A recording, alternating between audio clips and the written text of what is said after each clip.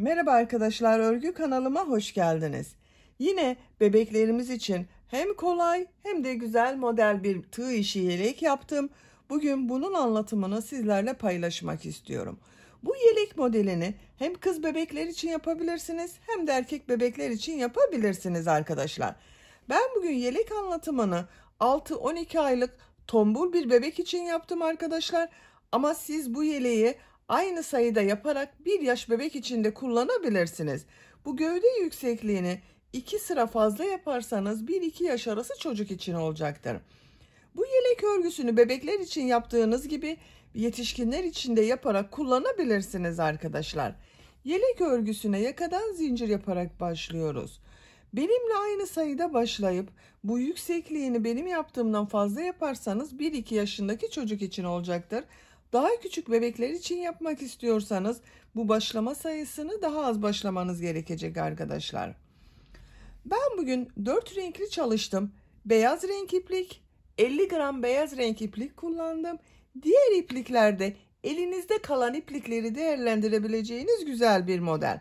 Ben bugün bu 4 rengi kullandım. Siz istediğiniz marka iplik ve renkleri kullanarak bu yelek örgüsünü yapabilirsiniz.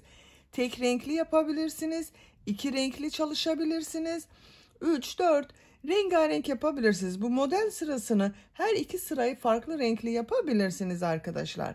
Yakaya 3 düğme yaptım bakın bu şekilde.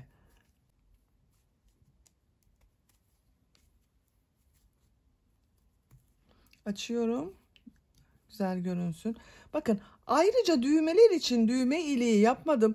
Bu ön patlarda yaptığım modeli düğme iliği olarak kullandım. Ben bugün 3 düğme diktim arkadaşlar. Siz isterseniz 5 düğmeli yapabilirsiniz. Tamamı düğmeli olarak. Bakın örgünün ters tarafının görüntüsü böyle. Aynı görüntüde. Açık olarak görelim. Bakın bu şekilde arkadaşlar. Çok güzel modelli bir yelek. Her renk ile çok güzel oluyor. Tığ olarak 5 numara 3 milimetre tığ kullandım. Eliniz sıkıysa 3,5-4 milimetre tığları kullanmanızı tavsiye edelim. Tığ işi örgülerde eliniz sıkı olduğu zaman örgüler çok sert olur arkadaşlar. Ölçülerini videonun sonunda söylüyorum. Dediğim gibi ben bugün bu yeleği tombul bir bebek için 6 aylık bir bebek için yaptım. 6-12 ay arası kullanacak. Ama bu yelek 1 yaşındaki bebeğe çok rahat olur arkadaşlar. Ölçüleri videonun sonunda var. Oradan takip edebilirsiniz. İpliği, tığı hazırlayalım. Hep birlikte bu güzel ve kolay model bebek yeleğini örgüsüne başlayalım. Örgü kanalıma abone değilseniz abone olmayı unutmayın lütfen. Örgü kanalıma abone olmak ücretsiz. Örgü kanalıma ücretsiz abone olup orada bulunan zil şeklini dokunarak açık yaparsanız kanalıma video yüklediğim zaman ilk önce size bildirim gelir. Örgülerimden herkesten önce sizin haberiniz olur. İzlediğiniz videolarıma beğeni ve yorumlarınızı yaparsanız çok sevinirim arkadaşlar. Hepinize kolay gelsin. İyi çalışmalar. Robanın örgüsüne yakadan zincir yaparak başlıyoruz. Zincir yapabilmek için ilk ilmeği ben bu şekilde oluşturuyorum bakın. Size nasıl kolay geliyorsa ilk ilmeği öyle yapabilirsiniz. Zincirlerimi yapmaya başlıyorum.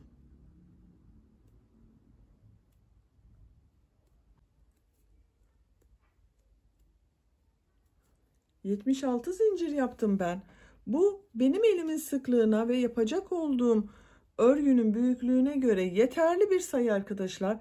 Siz bunu yapacak olduğunuz bebeğin büyüklüğüne göre daha az veya daha çok sayıda yapabilirsiniz. Bu zincirleri çok sıkı da yapmayalım. Bakın çok sıkı olmayan bir zincir yaptım. Bu zincirler üzerine bu birinci sırada trabzanlar yapacağız. Trabzanları yaparken kolları, ön bölümleri ve arka bölümü de belirlemiş olacağız arkadaşlar. Arttırma yapacağımız arttırma yerlerini bu sırada belirliyoruz. 76 zincir üzerine 3 zincirde dönüş için yapıyorum. Tığın üzerine iplik alıyorum. 1, 2, 3 ilmek atlıyorum. 4. ilmek içerisine trabzan yapıyorum. Bu 3 ilmek atladığımda bir trabzan, ön bölümü 11 trabzan yapıyoruz. Bakın 1, 2, 3, 4, 5,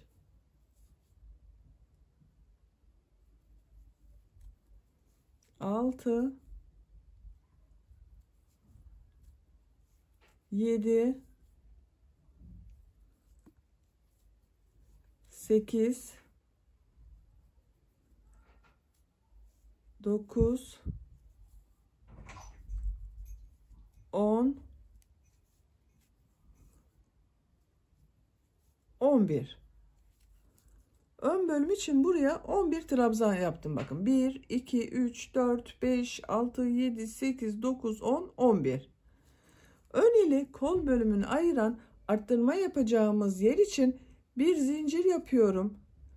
Tığın üzerine iplik alıyorum.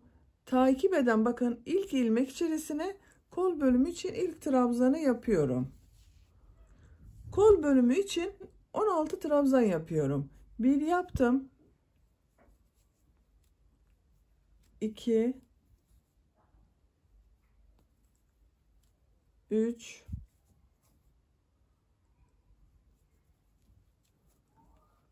4,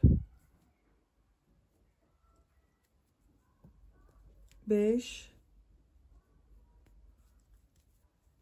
6,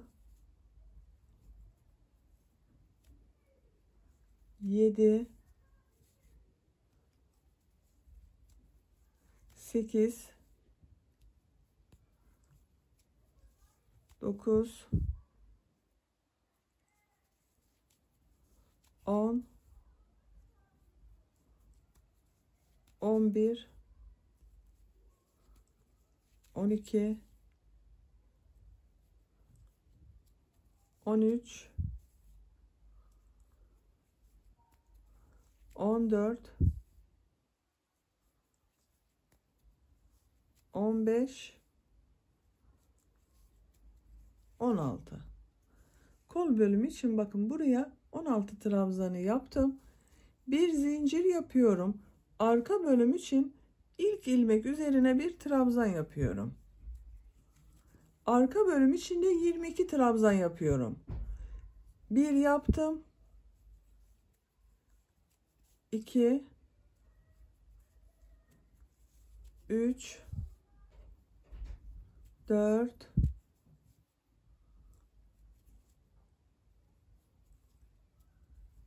5, 6,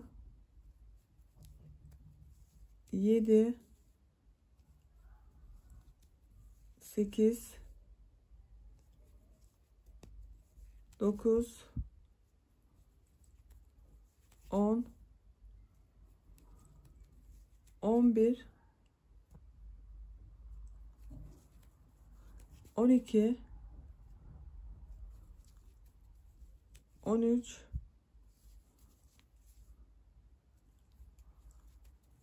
14,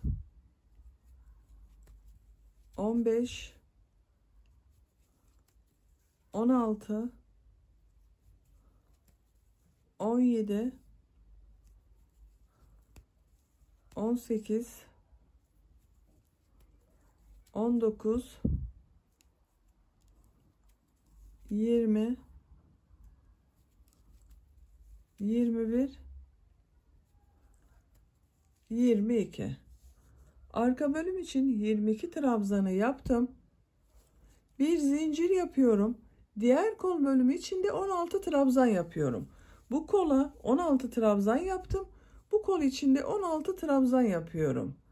Takip eden ilk ilmek içerisine ilk trabzanı yapıyorum. 1, 2, 3, 4, 5, 6, 7, 8, 9, 10, 11, 12, 13, 14, 15, 16. Bu kolada 16 trabzanı yaptım.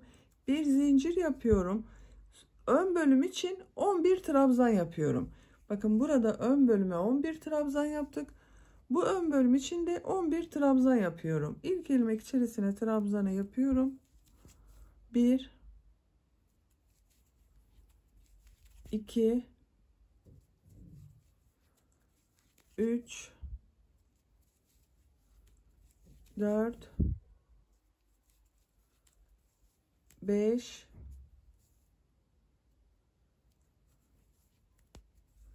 6, 7, 8, 9, 10, 11. Bu ön bölüm için de buraya 11 trabzanı yaptım. Böylece robanın ilk sırasını oluşturmuş olduk arkadaşlar. Bu sırada ön bölümler için 11 trabzan, kol bölümleri için 16'şer trabzan, arka bölüm için de 22 trabzan yaptım. 1, 2, 3, 4 noktadan da arttırma yerlerini belirlemiş olduk. İkinci sıradayız. İkinci sırada bu 4 noktadan arttırmalar yapacağız. Robanın arttırmalarını bir sırada 2 trabzan, 2 zincir, 2 trabzan şeklinde yapıyoruz. Bir sonraki sırada 1 trabzan, 2 zincir, 1 trabzan şeklinde yapıyoruz. Bir zincir yapıyorum. Örgüyü çeviriyorum. İlk ilmek üzerine trabzan yapıyorum. Diğer ilmekleri de trabzan olarak devam ediyorum.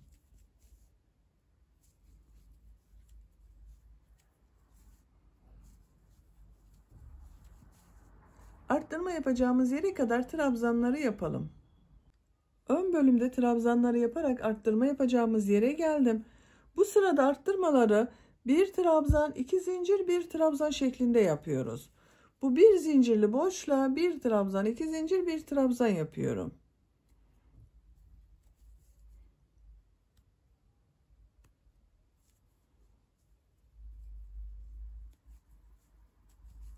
Bir trabzan, 2 zincir, 1 trabzanı yaptım. Kolda bulunan ilmekler üzerine trabzan olarak devam ediyorum.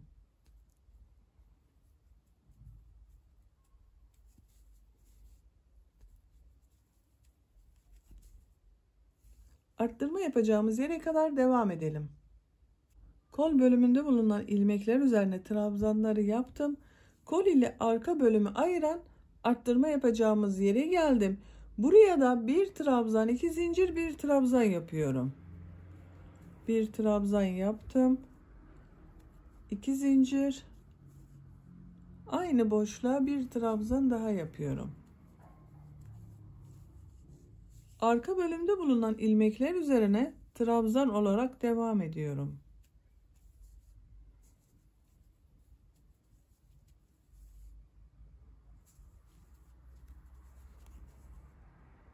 Arttırma yapacağımız buraya kadar devam edelim. Arka bölümün trabzanlarında yaptım. Arttırma yapacağımız yere geldim. Bu arttırma yerine de 1 trabzan, 2 zincir, 1 trabzan yapıyorum.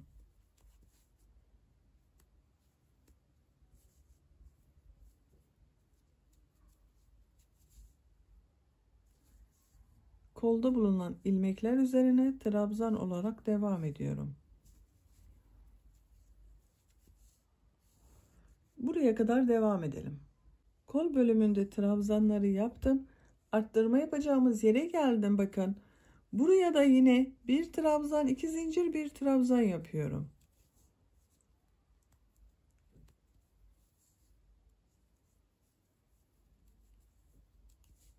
Bir trabzan, 2 zincir, 1 trabzanı yaptım. Takip eden ilmekler üzerine trabzan yaparak devam ediyorum. Sıra sonuna kadar her ilmek üzerine birer defa trabzan yapıyoruz.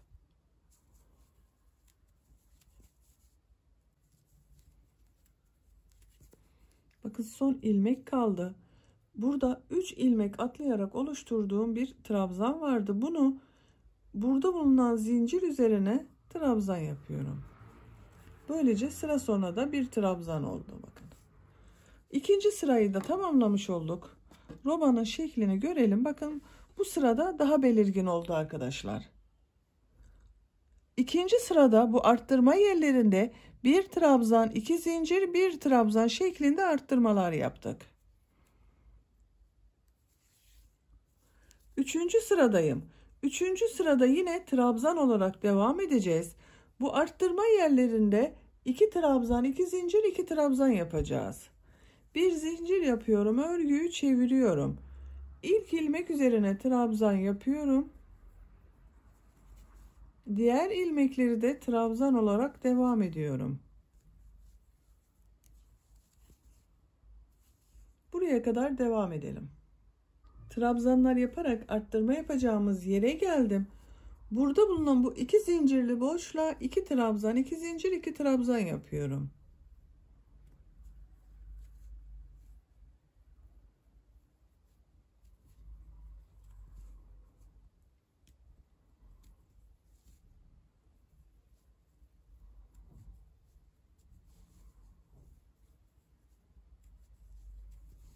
İki trabzan, iki zincir, iki trabzan yaptım.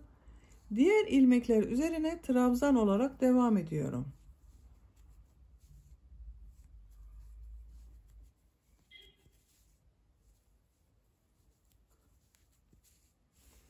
Arttırma yapacağımız buraya kadar devam edelim.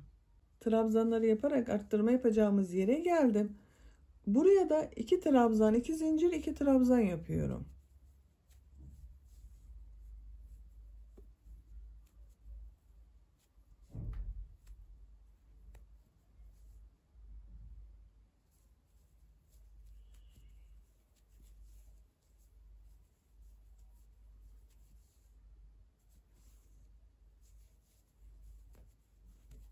Trabzan olarak diğer ilmekler üzerinden devam ediyorum. Diğer arttırma yapacağımız buraya kadar trabzanlar yaparak devam edelim. Arka bölümde bulunan ilmekler üzerine trabzanları yaparak arttırma yapacağımız yere geldim. Buraya da iki trabzan, iki zincir, iki trabzan yapıyorum.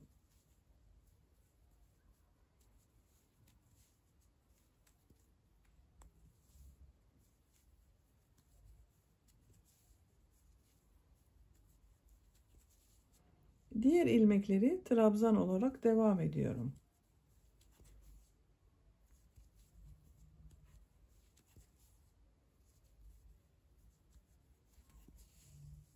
Arttırma yapacağımız buraya kadar devam edelim. Arttırma yapacağımız yere kadar trabzanları yaptım. Bu arttırma yerine de iki trabzan, iki zincir, iki trabzan yapıyorum.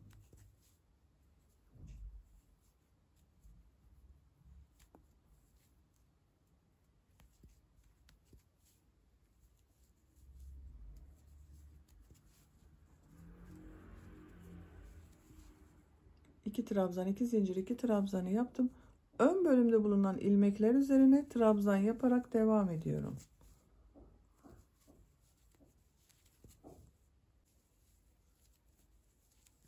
Sıra sonuna kadar trabzanlar yaparak devam edelim. Ön bölümde bulunan ilmekler üzerine de trabzanları yaptım. Sırayı tamamladım arkadaşlar, bakın. Üçüncü sırada robamızın şekli böyle oldu. Bu sırada da arttırmaları 2 trabzan, 2 zincir, 2 trabzan şeklinde yaptık bu 4 noktadan. Dördüncü sıradayız. Dördüncü sırada tekrar arttırmalara devam edeceğiz. Bu arttırma yerlerinde bir trabzan, 2 zincir, bir trabzan yapacağız. Bir zincir yapıyorum, örgüyü çeviriyorum. İlk ilmek üzerine trabzan yapıyorum. Diğer ilmekleri de trabzan olarak devam ediyorum. Arttırma yapacağımız yere kadar devam edelim. Ön bölümde trabzanları yaparak arttırma yapacağımız yere geldim. Bu iki zincirli boşluğa bir trabzan, iki zincir, bir trabzan yapıyorum.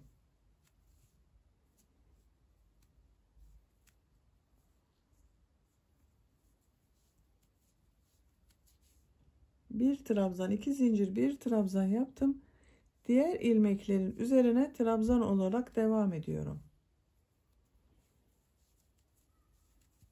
Bu şekilde. Diğer arttırma yapacağımız yere kadar devam edelim. Kol bölümünde bulunan ilmekler üzerine bakın trabzanları yaparak arttırma yapacağımız yere geldim. Bu arttırma yerinde de bir trabzan, 2 zincir, bir trabzan yapıyorum.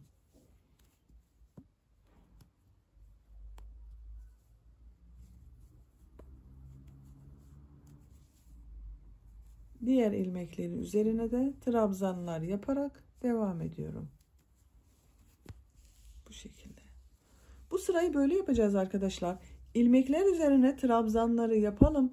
Bu arttırma yerinde bir trabzan, 2 zincir, bir trabzan yapalım. İlmekler üzerine trabzan yaparak devam edelim. Bu arttırma yerinde de bir trabzan, 2 zincir, bir trabzan yapalım. Diğer ilmekler üzerine trabzanlar yaparak sıra sonuna kadar tamamlayalım.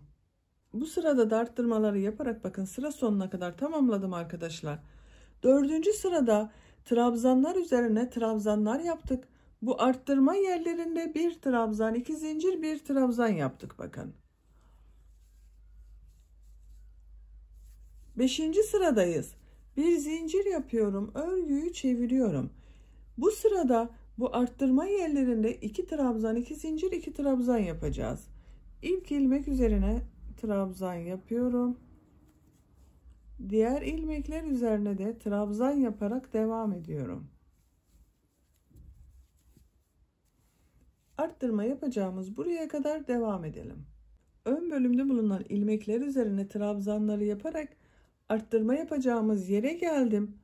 Buraya arttırma yeri için 2 trabzan, 2 zincir, 2 trabzan yapıyorum.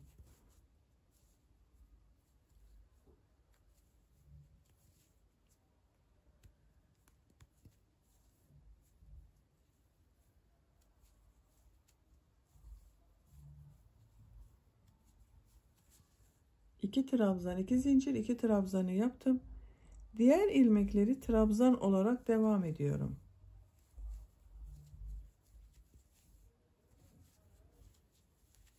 Bu şekilde bakın. Robada arttırmalar anlaşıldığını düşünüyorum arkadaşlar.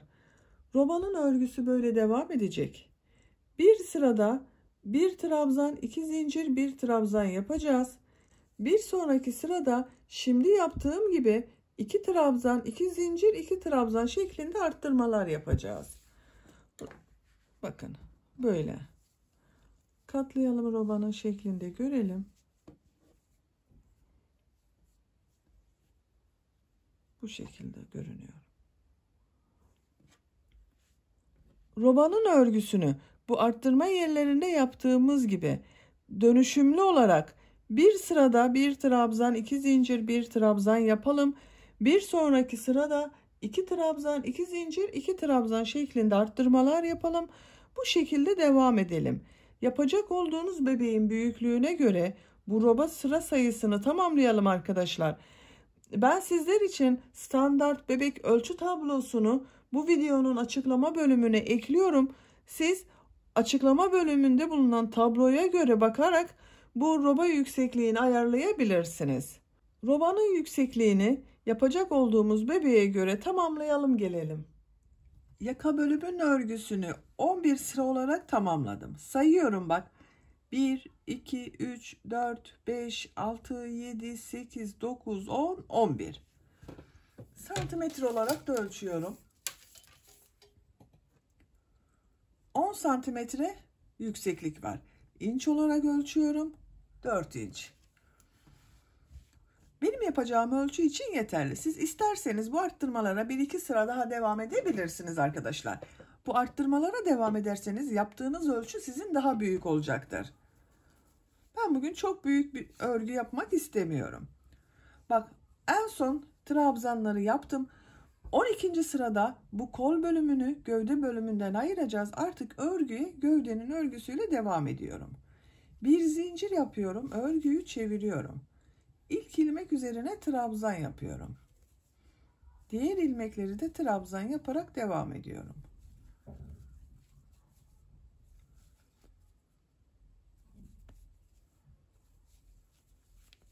Bakın her ilmeğe bir trabzan yapıyoruz. Arttırma yaptığımız bu 2 zincire kadar devam edelim. Arttırma yerine kadar trabzanları yaptım. Bu arttırma yerine ön bölüm için bir trabzan yapıyorum. Bir zincir yapıyorum. Bak çok sıkı yapmadım zincire. Tığ üzerine iplik alıyorum. Kolda bulunan bütün ilmekleri atlıyorum. Kol ile arka bölümü ayıran bu arttırma yerine arka bölüm için bir trabzan yapıyorum. Bak bir zincir yaptım.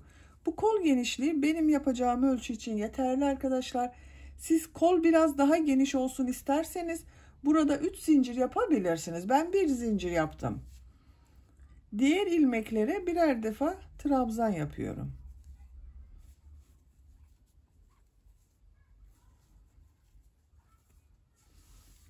Diğer arttırma yerine kadar devam edelim. Arttırma yerine kadar trabzanları yaptım. Arka bölüm için buraya bir trabzan yapıyorum. Bir zincir yapıyorum. Tığ üzerine iplik alıyorum. Kolda bulunan bütün ilmekleri atlıyorum. Bak ön bölüm için bu arttırma yerine bir trabzan yapıyorum. Diğer ilmeklere birer defa trabzan yapıyorum.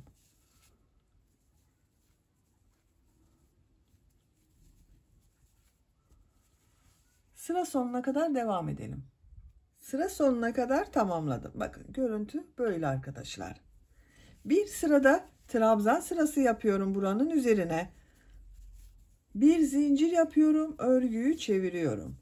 İlk ilmek üzerine trabzan yapıyorum. Diğer ilmekleri de trabzan yaparak devam ediyorum. Bu kol altında bir zincir yaptığımız yere kadar devam edelim. Buraya kadar tamamladım. Bak ön bölümün görüntüsü böyle. Kol altında bir zincir yaptım. Bu zincir üzerine 2 trabzan yapıyorum bak burada.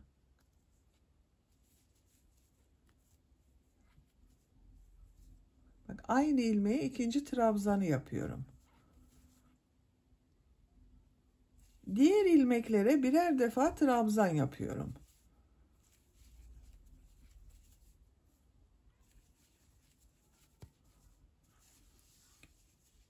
Bu kol altına kadar devam edelim. Bu kol altında bulunan bir zincir üzerine de 2 trabzan yapmayı unutmayın arkadaşlar. Sıra sonuna kadar tamamlayalım. Sıra sonuna kadar tamamladım. Beyaz renk ipliği ben burada kesiyorum.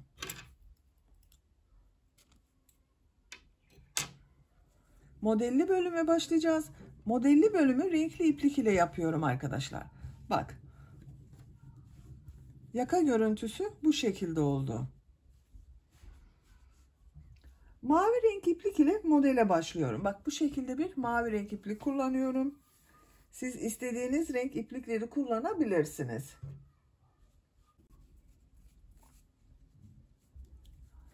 İpliği kestiğim bu ilmekten ilmek rengini mavi yapıyorum bak. Bir zincir yaptım, sağlamlaştırdım. Model yapmak için 3 zincir yapıyorum. Tığ üzerine iplik alıyorum. Aynı ilmek içine 3 trabzan yapıyorum. Bak ilk ilmek içine yaptım arkadaşlar trabzanı.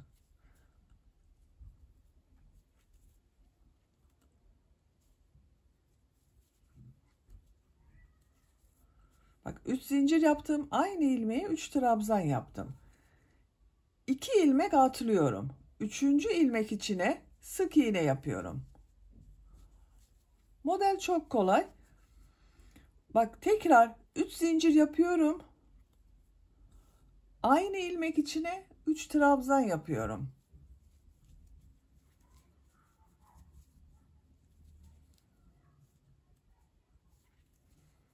İki defa da çıkardığım trabzan yapıyorum. 2 ilmek atlıyorum. Bak tığ üzerine iplik almadan 2 ilmek atlıyorum. 3. ilmek içine sık iğne yapıyorum. 3 zincir yapıyorum. Aynı ilmek içine 3 trabzan yapıyorum.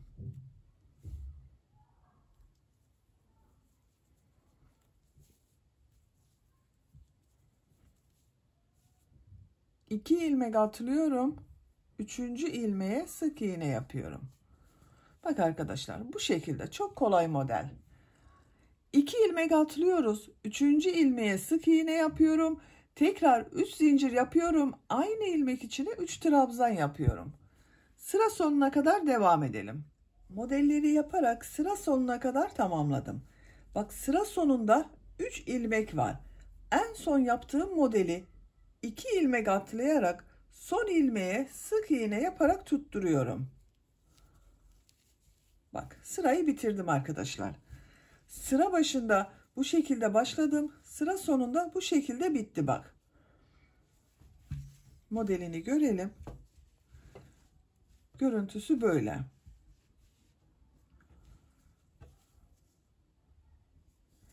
Üç zincir yapıyorum.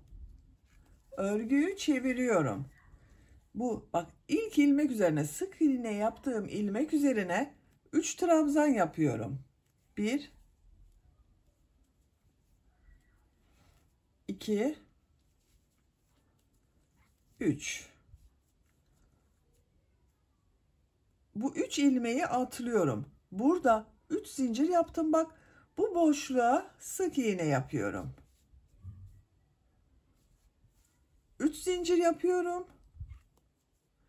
Tığ üzerine iplik alıyorum. Bu 3 zincir yaptım bak. Bunun üzerine 3 trabzan yapıyorum.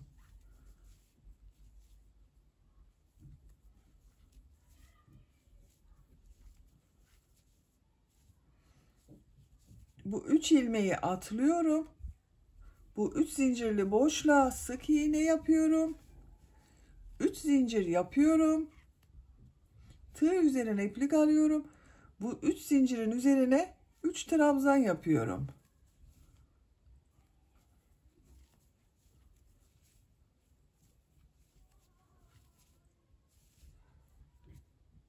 İlmekleri atlıyorum.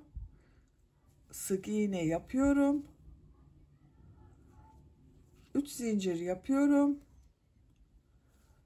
3 trabzan yapıyorum.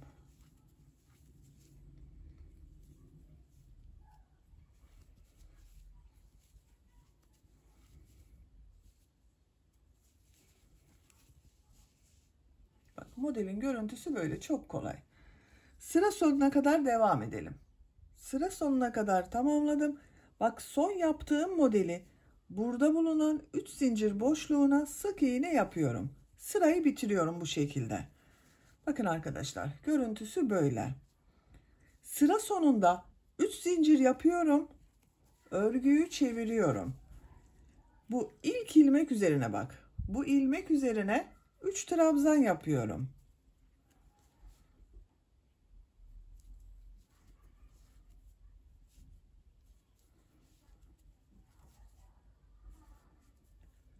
Bu ilmekleri atlıyorum. Bu 3 zincir boşluğuna sık iğne yapıyorum. 3 zincir yapıyorum. Tığ üzerine iplik alıyorum. Buraya 3 trabzan yapıyorum. Çok kolay, gördüğünüz gibi arkadaşlar, model sadece bundan oluşuyor.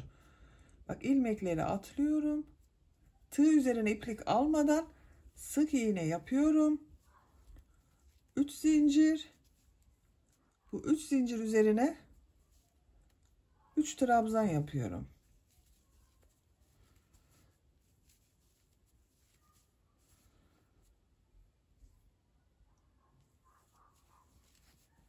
Bakın, model bu şekilde.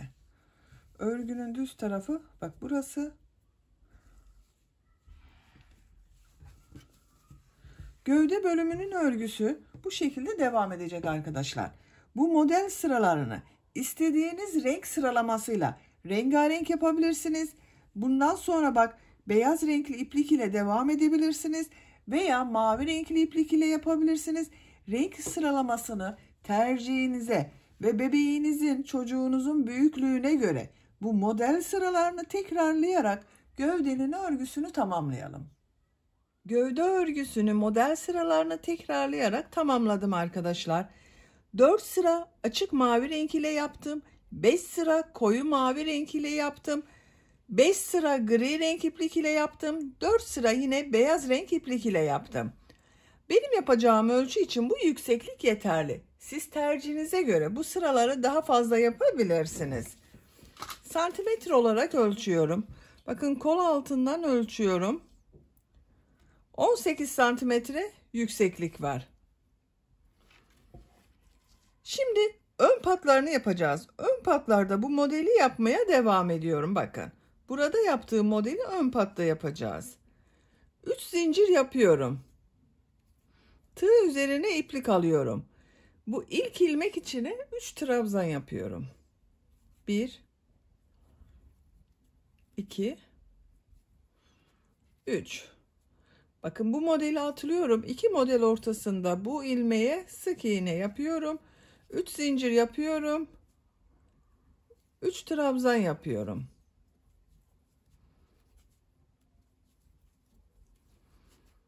İki model ortasında bulunan ilmeğe sık iğne yapıyorum. 3 zincir yapıyorum. 3 trabzan yapıyorum. Bakın burada modeli devam ediyoruz. Yaka başlangıcına kadar devam edelim. Yaka başlangıcına kadar modelleri yaptım. Bakın trabzan yaptığım sıralarda da modelleri aynı şekilde devam ettim arkadaşlar.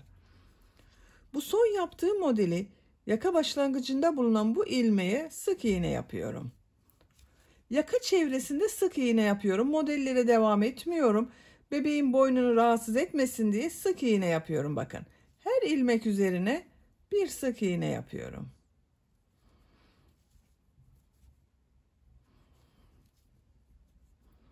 Yaka çevresinde sık iğneler yapalım. Diğer ön patta da burada yaptığımız gibi modelleri tamamlayalım. Buraya kadar devam edelim. Diğer ön patta da modelleri yaparak buraya kadar tamamladım. Son modeli yaptım buraya. Bu ilk modelin bu ilmek ile ilmek kaydırma yaparak birleştiriyorum. İpliği kesiyorum.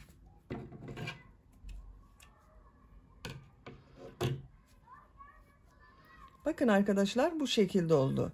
Yaka çevresinde sık iğneleri yaptım. Buraya da modelleri yaptım.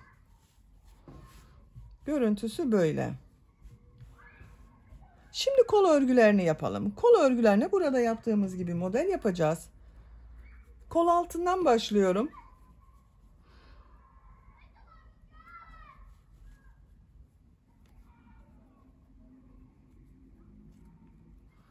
Bir ilmek yapıyorum kol altından. Örgüyü çeviriyorum. Bakın örgünün gelişine göre trabzan sırası bu şekilde devam ediyorum. Onun için örgüyü çevirdim. Bu arttırma yerine bir trabzan yapıyorum. Diğer ilmekler üzerine de bir sıra trabzan yapıyorum. Bakın her ilmeğe bir trabzan yapıyorum. Modelden önce bir sıra trabzan yapıyorum. Sıra sonuna kadar devam edelim. Sıra sonuna kadar trabzan yaptım. Bakın bu arttırma yerine de bir trabzan yapıyorum. İlk yaptığım bu ilmek ile ilmek kaydırma yaparak sırayı birleştiriyorum. Kol çevresinde bir sıra trabzan yaptım arkadaşlar. Şimdi burada yaptığım gibi model yapıyorum. 3 zincir yapıyorum. Örgüyü çeviriyorum. Bu ilk ilmek üzerine 3 trabzan yapıyorum.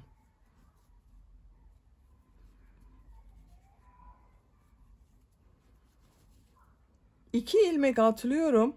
Sık iğne yapıyorum. 3 zincir yapıyorum. Aynı ilmek içine 3 trabzan yapıyorum.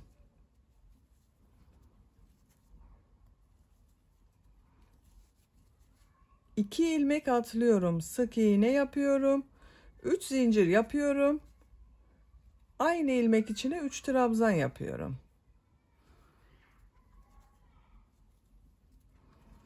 İki ilmek atlıyorum. Sık iğne yapıyorum. Bakın görüntü böyle oluyor. Sıra sonuna kadar devam edelim. Sıra sonuna kadar tamamladım. Son modeli ilk yaptığım ilmek ile ilmek kaydırma yaparak birleştiriyorum. İpliği kesiyorum.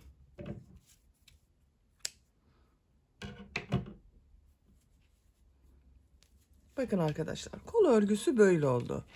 Diğer kolun örgüsünü de yaptım ben. Bakın bu şekilde oldu.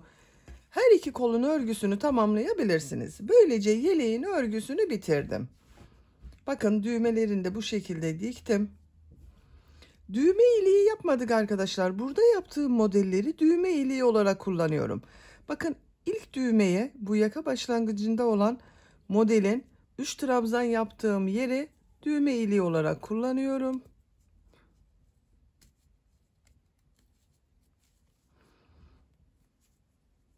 İki model atlıyorum bakın.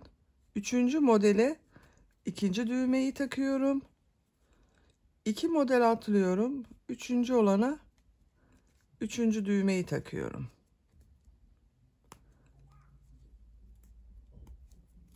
Ben bu renk bir düğme dikmeyi tercih ettim. Bakın. Böylece yelek örgüsü hazır. Arka görüntüsüne bakalım. Arka görüntüsü böyle.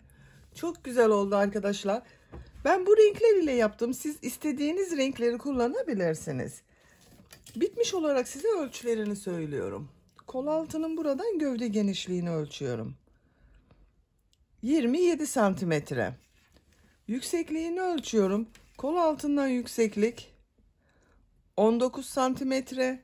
Omuzdan itibaren tam yüksekliğini ölçüyorum. 30 santimetre. Ben bugün bu yeleği 6-12 aylık bir bebek için yaptım arkadaşlar. 1 yaşında bebek çok rahat kullanır. Beni dinlediğiniz ve izlediğiniz için hepinize çok teşekkür ederim. Örgü kanalıma abone değilseniz abone olmayı unutmayın lütfen. Örgü kanalıma abone olmak ücretsiz. Örgü kanalıma ücretsiz abone olup orada bulunan zil şeklini dokunarak açık yaparsanız kanalıma video yüklediğim zaman ilk önce size bildirim gelir. Örgülerimden herkesten önce sizin haberiniz olur. İzlediğiniz videolarıma beğeni ve yorumlarınızı yaparsanız çok sevinirim arkadaşlar. Sizlerle yeni örgülerde görüşmek dileğiyle. Hoşça kalın, sevgiyle kalın.